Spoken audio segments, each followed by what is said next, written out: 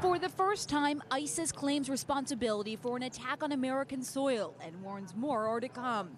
The White House today calling the shootings at a controversial Prophet Muhammad cartoon event a terror attack. Because of the quick and professional and brave work of local law enforcement officers, an attempted terrorist attack was foiled. Now law enforcement is scrambling to determine if either of the shooters were merely influenced by ISIS or actually directed to launch the terror attack, or something in between. CNN has learned that in recent months, the FBI opened a new investigation into Elton Simpson. He had already been charged once for lying about trying to join jihadists in Somalia.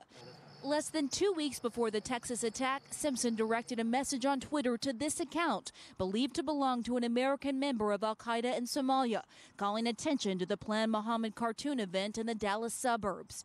Then, hours before the attack, Simpson urged his Twitter followers to follow a known British ISIS hacker, who one intelligence source called a significant figure in ISIS. Somebody known as a propagandist within ISIS, somebody known for his hacking skills, who's targeted the U.S. military in previous hacks. Investigators are exploring whether Simpson was working with the ISIS operative to launch the attack or merely trying to gain his approval and attention. A top FBI official saying today the use of social media by terrorists is a daunting challenge. As technology evolves, the bad guys are adapting. We too need to be willing and able to adapt.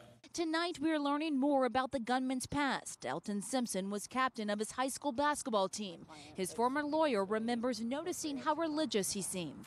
He was a very devout Muslim.